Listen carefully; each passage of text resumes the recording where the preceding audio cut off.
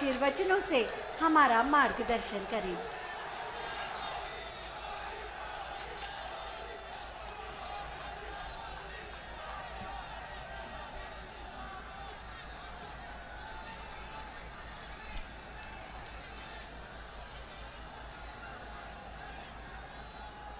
भारत माता की, भारत माता की। यूपी की राज्यपाल श्रीमती आनंदीबेन पटेल,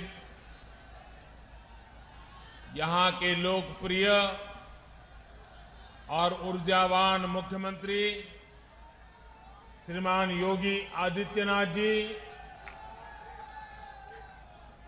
उप मुख्यमंत्री श्री केशव प्रसाद मौर्य जी, केंद्रीय मंत्रिमंडल के मेरे सहयोगी श्री संजीव बालियान जी, वीके सिंह जी, मंत्री श्री दिनेश खटीक जी, उपेंद्र त्रिवेदी जी, श्री कपिल देव अग्रवाल जी, संसद में मेरे साथी श्रीमान सतपाल सिंह जी, राजेंद्र अग्रवाल जी, विजय सिंह जी तोमर, श्रीमती कांता कर्दम जी, विधायक भाई सोमेंद्र तोमर जी, संगीत सोम जी,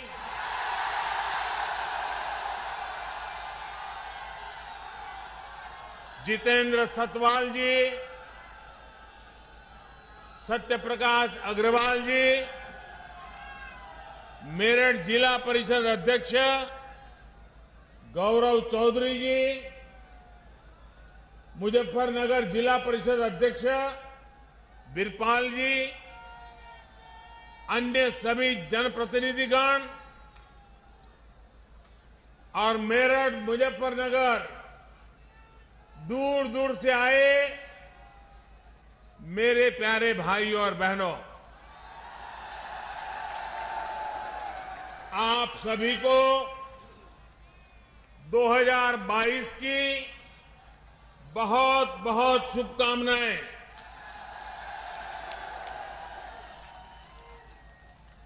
साल की शुरुआत में मेरठ आना अपने आप में मेरे लिए बहुत अहम है।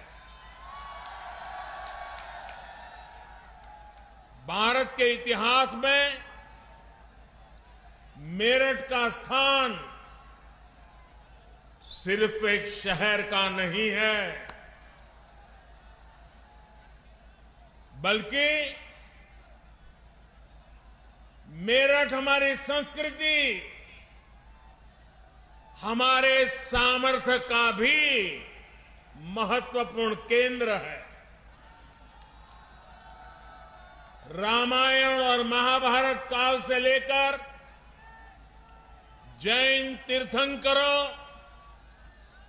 और पंच प्यारों में से एक भाई धर्म सिंह तक मेरठ ने देश की आस्था को ऊर्जावान किया है। सिंधु घाटी की सभ्यता से लेकर देश के पहले स्वतंत्रता संग्राम तक इस क्षेत्र ने दुनिया को दिखाया है कि भारत का सामर्थ्य क्या होता है।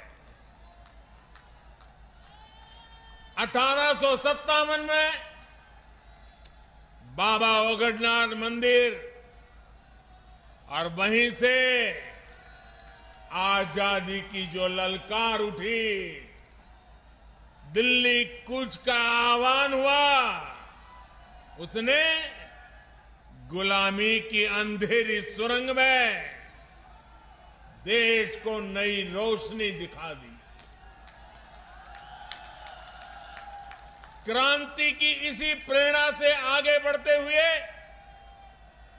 हम आजाद हुए और आज गर्व से अपनी आजादी का अमृत महोत्सव मना रहे हैं। मेरा सौभाग्य है कि यहां आने से पहले मुझे बाबा औगड़नाथ मंदिर जाने का अवसर मिला। मैं अमर जवान ज्योति भी गया। स्वतंत्रता संग्राम संग्रहालय में उस अनुभूति को महसूस किया जो देश की आजादी के लिए कुछ कर गुजरने वालों की दिलों में एक लालायित थी। भाइयों और बहनों, मेरठ और आसपास के इस क्षेत्र ने स्वतंत्र भारत को भी नई दिशा देने में महत्वपूर्ण योगदान दिया। राष्ट्र रक्षा के लिए सीमा पर बलिदान हो या फिर खेल के मैदान में राष्ट्र के लिए सम्मान, राष्ट्रभक्ति की अलग अलग को इस क्षेत्र ने सदा सर्वदा प्रज्वलित रखा है। नूरपुर मड़ैया ने चौधरी चरण सिंह जी के रूप में देश को एक विजनरी नेतृत्व भी दिया। मैं इस प्रेरणा स्थली का वंदन करता हूं। मेरठ और क्षेत्र के लोगों का अभिनंदन करता हूं। भाइयों और बहनों, मेरठ देश की एक और महान संतान मेजर ध्यानचंद जी की भी कर्मस्थली रहा है।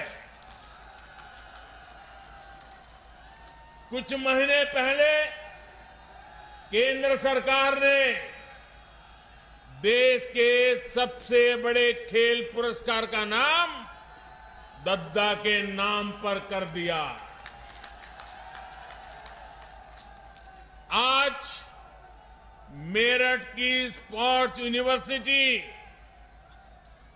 मेजर ध्यानचंद जी को समर्पित की जा रही है।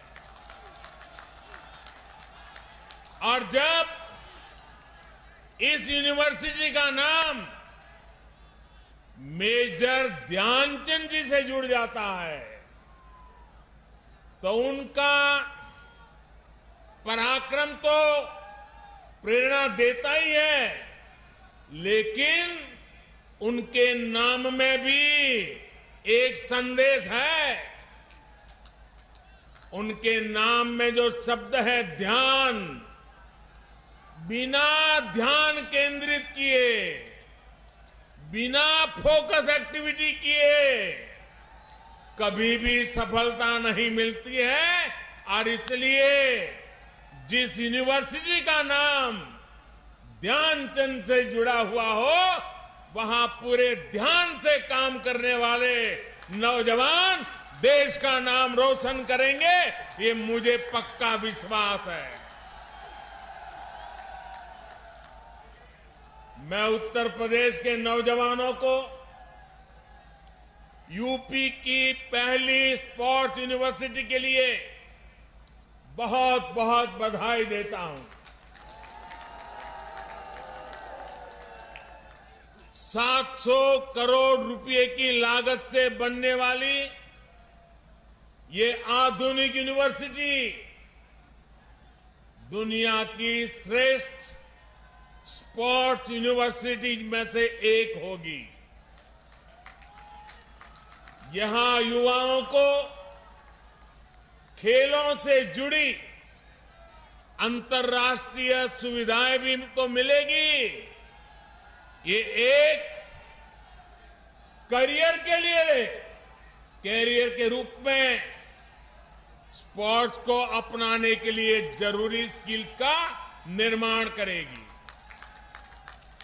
यहां से हर साल 1000 से अधिक बेटे बेटियां बेहतरीन खिलाड़ी बनकर निकलेंगे। यानी क्रांतिवीरों की नगरी, खेल वीरों की नगरी के रूप में भी अपनी पहचान को और सशक्त करेगी। साथियों, पहले की सरकारों से यूपी में, जब पहलों की सरकारें थी तब यूपी में अपराधी अपना खेल खेलते थे, माफिया अपना खेल खेलते थे। पहले यहां अवैध कब्जे के टूर्नामेंट होते थे। बेटियों पर फप्तियां कसने वाले खुलेआम घूमते थे। हमारे मेरठ और आसपास के क्षेत्रों के लोग कभी भूल नहीं सकते कि लोगों के घर जला दिए जाते थे। और पहले की सरकार अपने खेल में लगी रहती थी। पहले की सरकारों के खेल का ही नतीजा था कि लोग अपना पुश्तैनी घर छोड़कर पलायन के लिए मजबूर हो गए थे। अब योगी जी की सरकार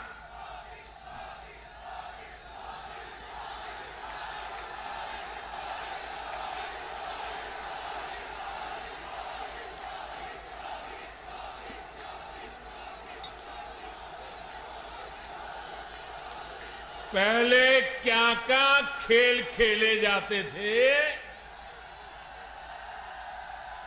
अब योगी जी की सरकार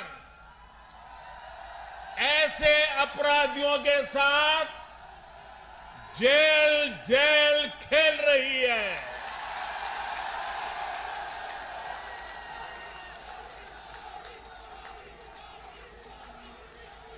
5 साल पहले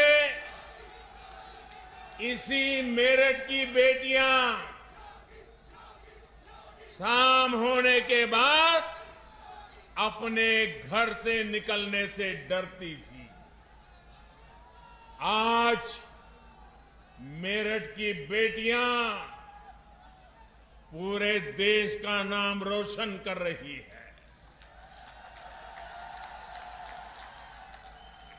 यहां मेरठ के सोतीगंज बाजार में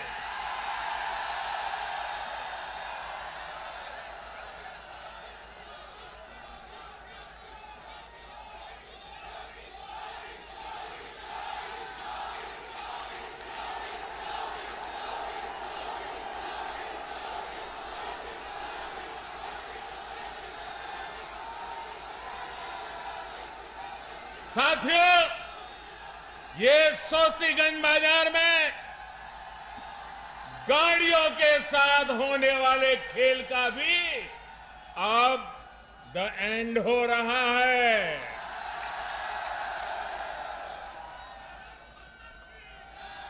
अब यूपी में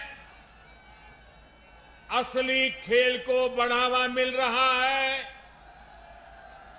यूपी के युवाओं को खेल की दुनिया में छा जाने का मौका मिल रहा है। साथियों, हमारे यहां कहा जाता है, महाजनों येन गताः स पंथाः, अर्थात जिस पथ पर महान जन, महान विभूतियां चले, वही हमारा पथ है। लेकिन अब हिंदुस्तान बदल चुका है। अब हम 21वीं सदी में हैं और इस 21वीं सदी के नए भारत में सबसे बड़ा दायित्व हमारे युवाओं के पास ही है। और इसलिए अब मंत्र बदल गया है। 21वीं सदी का तो मंत्र है युवा जनो येन गता सपंथाः। जिस मार्ग पर युवा चल दे वही मार्ग देश का मार्ग है। जिधर युवाओं के कदम बढ़ जाए मंजिल अपने आप चरण चूमने लग जाती है। युवा नए भारत का कर्णधार भी है। युवा नए भारत का विस्तार भी है। युवा नए भारत का नियंता भी है और युवा नए भारत का नेतृत्व करता भी है। हमारे आज के युवाओं के पास प्राचीनता की विरासत भी है, आधुनिकता का बोध भी है और इसलिए जिधर युवा चलेगा उधर भारत भी चलेगा। और जिधर भारत चलेगा, जिधर भारत चलेगा उधर ही अब दुनिया चलने वाली है।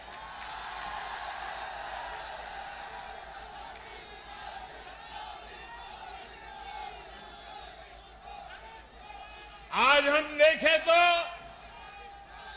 साइंस से लेकर साहित्य तक, स्टार्टअप से लेकर स्पोर्ट्स तक, हर तरफ भारत के युवा ही छाए हुए हैं। भाइयों और बहनों, खेल की दुनिया में आने वाले हमारे युवा पहले भी सामर्थ्यवान थे। उनकी मेहनत में पहले भी कोई कमी नहीं थी। हमारे देश में खेल संस्कृति भी बहुत समृद्ध रही है। हमारे गांवों में हर उत्सव, हर त्योहार में खेल एक अहम हिस्सा रहता है। मेरठ में होने वाले दंगल और उसमें जो घी के पीपे और लड्डुओं की जीत का पुरस्कार मिलता है, उस स्वाद के लिए किसका मन मैदान में उतरने के लिए ना हो। लेकिन ये भी सही है कि पहले की सरकार की नीतियों की वजह से खेल और खिलाड़ियों को उनकी तरफ देखने का नजरिया बहुत अलग रहा। पहले शहरों में जब कोई युवा अपनी एक पहचान, अगर वो अपनी पहचान एक खिलाड़ी के रूप में बताता था, अगर वो कहता था कि मैं खिलाड़ी हूं, मैं फलाना खेल खेलता हूं, मैं उस खेल में आगे बढ़ा हूं, तो सामने वाले क्या पूछते थे मालूम है?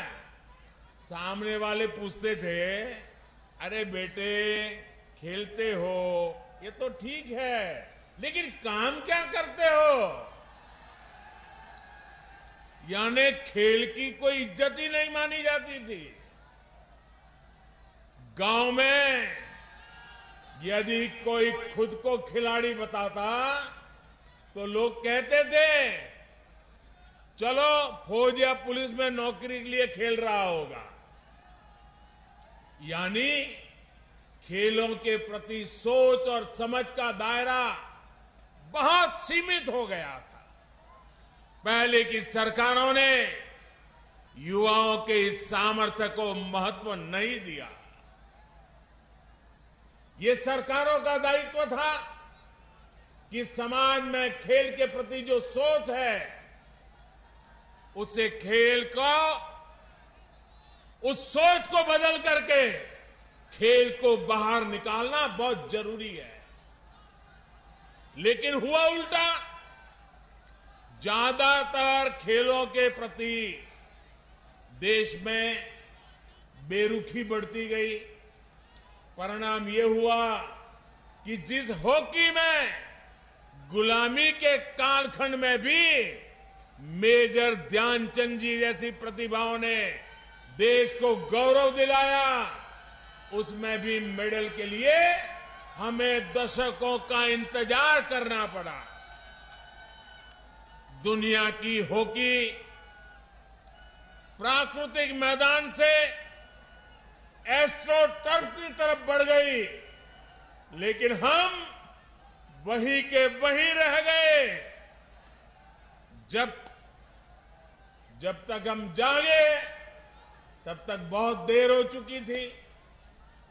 ऊपर से ट्रेनिंग से लेकर टीम सिलेक्शन तक हर स्तर पर भाई भतीजावाद, बिरादरी का खेल, भ्रष्टाचार का खेल, लगातार हर कदम पर भेदभाव और पारदर्शिता का तो नामो निशान नहीं। साथियों, हॉकी तो एक उदाहरण है, ये हर खेल की कहानी थी। बदलती टेक्नोलॉजी, बदलती डिमांड, बदलती स्किल्स के लिए देश में पहले की सरकारें बेहतरीन इकोसिस्टम तैयार ही नहीं कर पाई। साथियों, देश के युवाओं का जो असीम टैलेंट था वो सरकारी बेरुखी के कारण बंदिशों में जकड़ा हुआ था। 2014 के बाद उसे जकड़ने से बाहर निकालने के लिए, उस जकड़ में से बाहर निकालने के लिए हमने हर स्तर पर रिफॉर्म किए। खिलाड़ियों के सामर्थ्य को बढ़ाने के लिए हमारी सरकार ने अपने खिलाड़ियों को 4 शस्त्र दिए हैं। खिलाड़ियों को चाहिए संसाधन, खिलाड़ियों को चाहिए ट्रेनिंग की आधुनिक सुविधा, खिलाड़ियों को चाहिए अंतर्राष्ट्रीय एक्सपोजर, खिलाड़ियों को चाहिए चयन में पारदर्शिता। हमारी सरकार ने बीते वर्षों में भारत के खिलाड़ियों को ये 4 शस्त्र जरूर मिले, इसे सर्वोच्च प्राथमिकता दी है। हमने स्पोर्ट्स को युवाओं की फिटनेस और युवाओं के रोजगार, स्वरोजगार, उनकी कैरियर से जोड़ा है। टारगेट ओलंपिक पोडियम स्कीम यानी टॉप्स, ऐसा ही एक प्रयास रहा है। आज सरकार देश के शीर्ष खिलाड़ियों को उनके खाने पीने, फिटनेस से लेकर ट्रेनिंग तक लाखों करोड़ों रुपयों की मदद दे रही है। खेलो इंडिया अभियान के माध्यम से आज बहुत कम उम्र में ही देश के कोने कोने में टैलेंट की पहचान की जा रही है। ऐसे खिलाड़ियों को इंटरनेशनल लेवल का एथलीट बनाने के लिए उनकी हर संभव मदद की जा रही है। इन्हीं प्रयासों की वजह से आज जब भारत का खिलाड़ी अंतर्राष्ट्रीय मैदान पर उतरता है तो फिर उसका प्रदर्शन दुनिया भी सराहती है, देखती है। पिछले साल हमने ओलंपिक में देखा, हमने पैरा ओलंपिक में देखा, जो इतिहास में पहले कभी नहीं हुआ, वो पिछले ओलंपिक में मेरे देश के वीर बेटे बेटियों ने करके दिखाया। मेडल की ऐसी जड़ी लगा दी कि पूरा देश कह उठा, एक स्वर से देश में बोल उठा, खेल के मैदान में भारत का उदय हो गया है। भाई और बहनों, आज हम देख रहे हैं कि उत्तर प्रदेश, उत्तराखंड के अनेक छोटे छोटे गांवों, कस्बों से, सामान्य परिवारों से बेटे बेटियां भारत का प्रतिनिधित्व कर रहे हैं। ऐसे खेलों में भी हमारी बेटे बेटियां आगे आ रही हैं, जिनमें पहले संसाधन संपन्न परिवार के युवा ही हिस्सा ले पाते थे। इसी क्षेत्र के अनेक खिलाड़ियों ने ओलंपिक्स और पैरालंपिक्स में देश का प्रतिनिधित्व किया है। सरकार गांव-गांव में जो आधुनिक स्पोर्ट्स इंफ्रास्ट्रक्चर निर्माण कर रही है, उसका ही ये परिणाम है। पहले बेहतर स्टेडियम सिर्फ बड़े शहरों में ही उपलब्ध थे, आज गांव के पास ही खिलाड़ियों के ये सुविधा दी जा रही है। साथियों, हम जब भी एक नई कार्य संस्कृति को बढ़ाने का प्रयास करते हैं, तो इसके लिए 3 चीजें जरूरी होती है: सानिध्य, सोच और संसाधन। खेलों से हमारा सानिध्य सदियों पुराना रहा है, लेकिन खेल की संस्कृति पैदा करने के लिए खेलों से हमारे पुराने संबंध से ही काम नहीं चलेगा।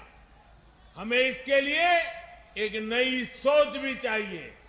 देश में खेलों के लिए जरूरी है कि हमारे युवाओं में खेलों को लेकर विश्वास पैदा हो, खेल को अपना प्रोफेशन बनाने का हौसला बढ़े। और यही मेरा संकल्प भी है और ये मेरा सपना भी है। मैं चाहता हूं कि जिस तरह दूसरे प्रोफेशंस में से ही हमारे युवा स्पोर्ट्स को भी देखें, हमें ये भी समझना होगा कि जो कोई स्पोर्ट्स में जाएगा वो वर्ल्ड नंबर 1 बनेगा, ये जरूरी नहीं है। अरे देश में जब स्पोर्ट्स इकोसिस्टम तैयार होता है, तो स्पोर्ट्स मैनेजमेंट से लेकर स्पोर्ट्स राइटिंग और स्पोर्ट्स साइकोलॉजी तक स्पोर्ट्स से जुड़ी कितनी ही संभावनाएं खड़ी हो जाती है। धीरे धीरे समाज में ये विश्वास पैदा होता है कि युवाओं को स्पोर्ट्स की तरफ जाना एक सही निर्णय है। इस तरह का इकोसिस्टम तैयार करने के लिए जरूरत होती है संसाधनों की। जब हम जरूरी संसाधन, जरूरी इंफ्रास्ट्रक्चर विकसित कर लेते हैं, तो खेल की संस्कृति मजबूत होने लगती है। अगर खेलों के लिए जरूरी संसाधन होंगे, तो देश में खेलों की संस्कृति भी आकार लेगी, विस्तार लेगी। इसलिए आज इस तरह की स्पोर्ट्स यूनिवर्सिटी इतनी ही जरूरी है। ये स्पोर्ट्स यूनिवर्सिटी खेल की संस्कृति के पुष्पित पल्लवित होने के लिए एक नर्सरी की तरह काम करती है। इसलिए ही आजादी के 7 दशक बाद 2018 में पहली नेशनल स्पोर्ट्स यूनिवर्सिटी हमारी सरकार ने मणिपुर में स्थापित की। बीते 7 सालों में देश भर में स्पोर्ट्स एजुकेशन और स्किल्स से जुड़े अनेकों संस्थानों का उनको आधुनिक बनाया गया है। और अब आज major Dhyan Chand sports university sports में हायर एजुकेशन का एक और श्रेष्ठ संस्थान देश को मिला है। साथियों, खेल की दुनिया से जुड़ी एक और बात हमें याद रखनी है, और मेरठ के लोग तो इसे अच्छी तरह जानते हैं।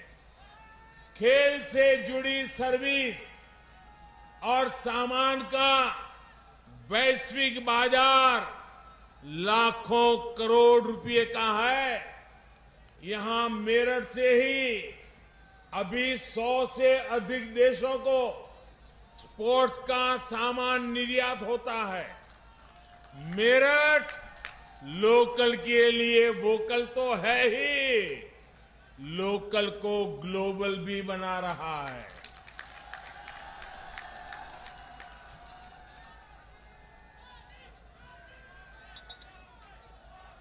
देश भर में ऐसे अनेक स्पोर्ट्स क्लस्टर्स को भी आज विकसित किया जा रहा है। मकसद यही है कि देश स्पोर्ट्स के सामान और उपकरणों की मैन्युफैक्चरिंग में भी आत्मनिर्भर बन सके। अब जो नई नेशनल एजुकेशन पॉलिसी लागू हो रही है, उसमें भी खेल को प्राथमिकता दी गई है। स्पोर्ट्स को अब उसी श्रेणी में रखा गया है जैसे साइंस, कॉमर्स, मैथमेटिक्स, ज्योग्राफी या दूसरी पढ़ाई हो। पहले खेल को एक्स्ट्रा एक्टिविटी माना जाता था, लेकिन अब स्पोर्ट्स स्कूल में बाकायदा एक विषय होगा। उसका उतना ही महत्व होगा जितना बाकी विषयों का। साथियों, यूपी के युवाओं में तो इतनी प्रतिभा है, हमारे यूपी के युवान इतने प्रतिभावान है कि आसमान भी छोटा पड़ जाए। इसलिए यूपी में डबल इंजन सरकार कई विश्वविद्यालयों की स्थापना कर रही है। गोरखपुर में महायोगी गुरु गोरखनाथ आयुष यूनिवर्सिटी, प्रयागराज में डॉक्टर राजेंद्र प्रसाद विधि विश्वविद्यालय, लखनऊ में state institute of forensic sciences, Aligarh में राजा महेंद्र प्रताप सिंह राज्य विश्वविद्यालय, सहारनपुर में मां शाकंभरी विश्वविद्यालय और यहां मेरठ में मेजर ध्यानचंद स्पोर्ट्स यूनिवर्सिटी। हमारा देश साफ है। हमारा युवा ना सिर्फ रोल मॉडल बने, वो अपने रोल मॉडल पहचाने भी। साथियों, सरकारों की भूमिका अभिभावक की तरह होती है। योग्यता होने पर बढ़ावा भी दें और गलती होने पर ये कहकर ना टाल दे कि लड़कों से गलती हो जाती है।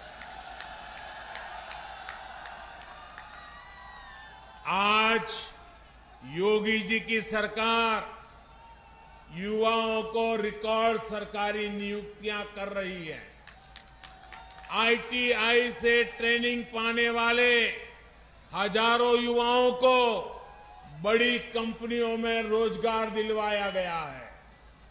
नेशनल अप्रेंटिसशिप योजना हो या प्रधानमंत्री कौशल विकास योजना, लाखों युवाओं को इसका लाभ दिया गया है। अटल जी की जयंती पर यूपी सरकार ने विद्यार्थियों को टैबलेट और स्मार्टफोन देने का भी अभियान शुरू किया है। साथियों, केंद्र सरकार की एक और योजना के बारे में भी यूपी के नौजवानों को जानना बहुत जरूरी है। ये योजना है स्वामित्व योजना। इस योजना के तहत केंद्र सरकार गांवों में रहने वाले लोगों को उनकी प्रॉपर्टी के मालिकाना हक से उससे जुड़े जो कागज है घरौनी देने का काम हो रहा है। घरौनी मिलने पर गांव के युवाओं को अपना काम धंधा शुरू करने के लिए बैंकों से आसानी से मदद मिल पाएगी। ये घरौनी गरीब, दलित, वंचित, पीड़ित, पिछड़े सभी समाज के हर वर्ग को अपने घर पर अवैध कब्जे की चिंता से भी मुक्ति दिलाएगी। मुझे खुशी है कि स्वामित्व योजना को योगी जी की सरकार बहुत तेजी से आगे बढ़ा रही है।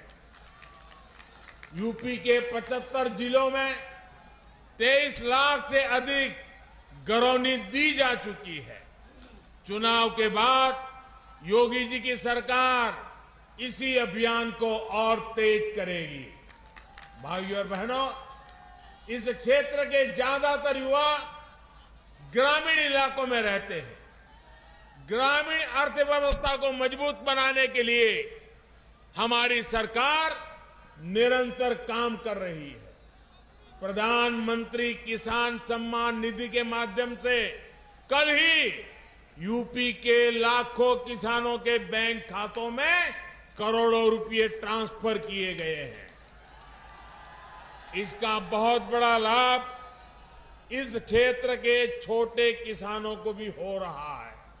साथियों, जो पहले सत्ता में थे उन्होंने आपको गन्ने का मूल्य किस्तों में तरसा तरसा कर दिया। योगी जी की सरकार में जितना गन्ना किसानों को भुगतान किया गया है उतना पिछली दोनों सरकारों के दौरान किसानों को नहीं मिला था। पहले की सरकारों में चीनी मिले कोड़ियों के भाव बेची जाती थी। मुझसे ज्यादा आप जानते हैं, जानते कि नहीं जानते हैं? चीनी मिले बेची गई कि नहीं बेची गई? भ्रष्टाचार हुआ कि नहीं हुआ?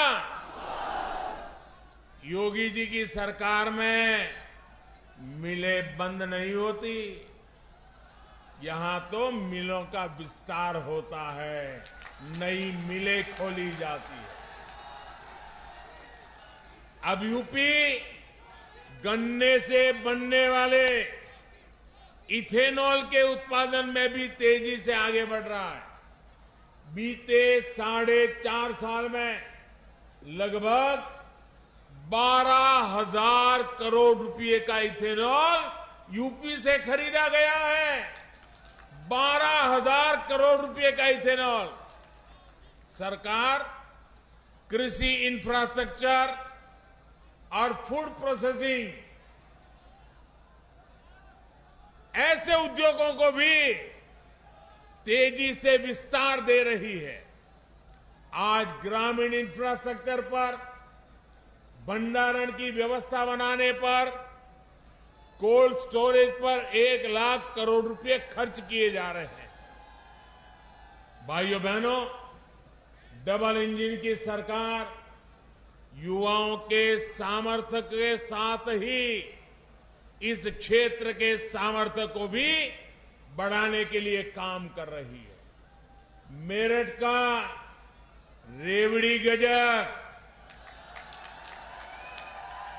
हैंडलूम, ब्रास बैंड, आभूषण, ऐसे कारोबार यहां की शान है। मेरठ, मुजफ्फरनगर में छोटे और लघु उद्योगों का और विस्तार हो, यहां बड़े उद्योगों का मजबूत आधार बने, यहां के कृषि उत्पादों, यहां की उपज को नए बाजार मिले, इसके लिए भी आज अनेक विध प्रयास किए जा रहे हैं। इसलिए इस क्षेत्र को देश का सबसे आधुनिक और सबसे कनेक्टेड रीजन बनाने के लिए काम हो रहा है। दिल्ली मेरठ एक्सप्रेसवे की वजह से दिल्ली अब 1 घंटे की दूरी पर रह गई है। अभी कुछ दिन पहले ही जो गंगा एक्सप्रेसवे का काम शुरू हुआ है वो भी मेरठ से ही शुरू होगा। ये मेरठ की कनेक्टिविटी यूपी के दूसरे शहरों से और संबंधों को, व्यवहार को आसान बनाने में काम करेगी। देश का पहला regional rapid rail transit system भी मेरठ को राजधानी से जोड़ रहा है। मेरठ देश का पहला ऐसा शहर होगा जहां मेट्रो और हाई स्पीड रैपिड रेल एक साथ दौड़ेगी। मेरठ का आईटी पार्क जो पहले की सरकार की सिर्फ घोषणा बनकर रह गया था, उसका भी लोकार्पण हो चुका है। साथियों, यही double benefit, double speed, double engine की सरकार की पहचान है। इस पहचान को और सशक्त करना है। भाइयों, मेरे मेरठ के और पश्चिमी उत्तर प्रदेश के लोग जानते हैं कि आप उधर हाथ लंबा करोगे तो लखनऊ में योगी जी, और इधर हाथ लंबा करोगे तो दिल्ली में मैं हूं आपके लिए।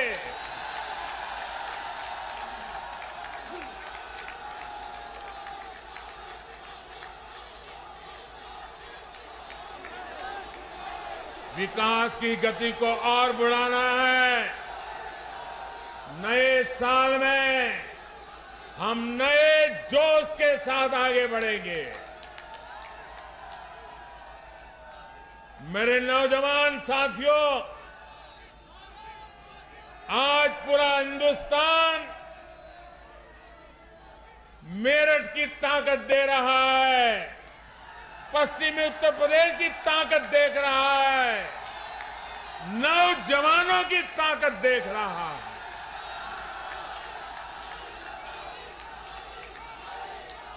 ये ताकत देश की ताकत है और इस ताकत को और बढ़ावा देने के लिए एक नए विश्वास के साथ एक बार फिर आपको मेजर ध्यानचंद स्पोर्ट्स यूनिवर्सिटी के लिए बहुत बहुत बधाई। भारत माता की, भारत माता की, भारत माता की। वंदे वंदे वंदे वंदे वंदे वंदे वंदे वंदे वंदे वंदे वंदे वंदे वंदे वंदे।